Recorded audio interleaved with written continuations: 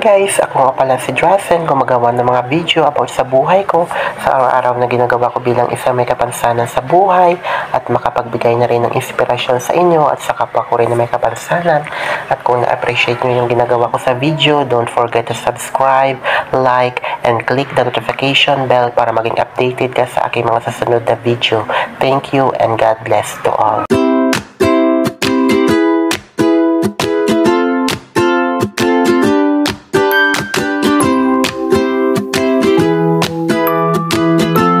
Hi guys! Welcome to my vlog. So ito po yung karugtong natin sa pag-vlog natin sa Guimaras Mountain Resort.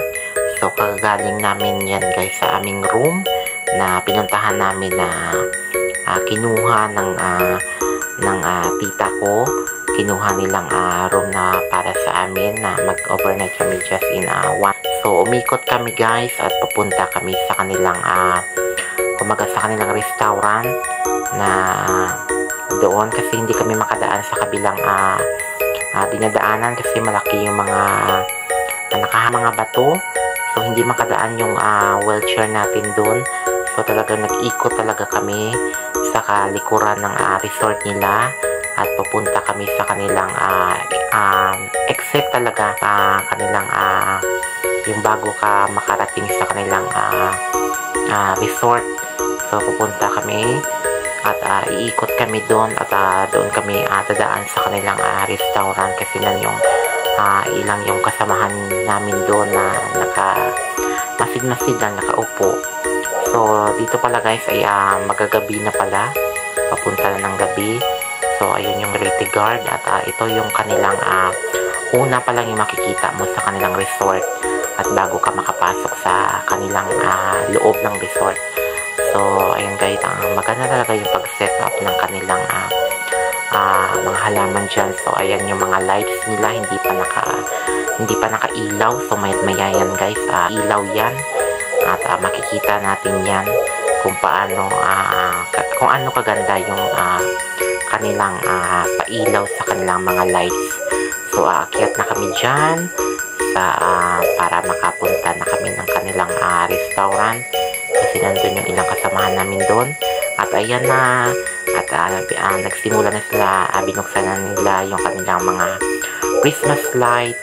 Ayan yung Christmas tree nila. May mga ilaw na. At ayan yung kanina yung dinaanan natin guys. May mga ilaw na rin. Kaya pabalik kami na ngayon sa kwarto namin. At balak na lang na doon kami dadaan sa kabila kasi pupunta kami ngayon ng swimming pool at syempre titignan din yung mga lights doon na talagang sobrang napakaganda. So babalik pa sana kami ng aming kwarto. So sabi ko mamaya na lang kasi ang hirap kasi yung kinuha ng tita ko yung kwarto namin is nasa 3rd floor kaya 3 hagdan pa yung kailangan kong gapangin para makaakyat ulit ng kwarto namin.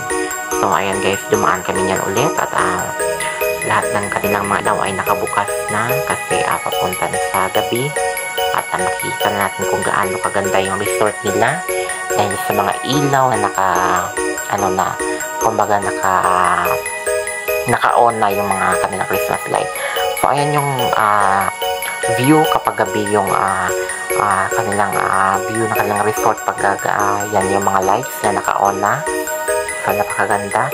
At nandyan ako dyan sa ibaba ng swimming pool at nagsimula na ako dyan maligo.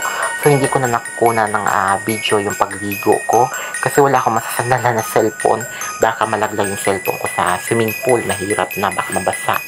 So ayan pala yung kanilang Christmas tree na maraming ilaw at ayan yung kanilang restaurant na napakaganda at maraming ilaw na kumikutitap at ayan si Santa Claus. So ayan guys, so maraming salamat sa nandito sa aking ngayong premiere sa lahat ng aking ka-team, kaibigan, ka-supporters, ka-viewers, sa walang samang pagsusuporta sa aking channel, sa aking live, sa aking mga premiere. So, maraming salamat talaga guys. At, yun lang. At, inuulit ko, God bless always sa atin lahat. at mag-ingat tayo palagi sa bawat araw at sa bawat work ninyo. At advance Merry Christmas and advance Happy New Year sa atin lahat. So, yun lang guys. At hindi ko na patatagalin yung aking pagsasalita.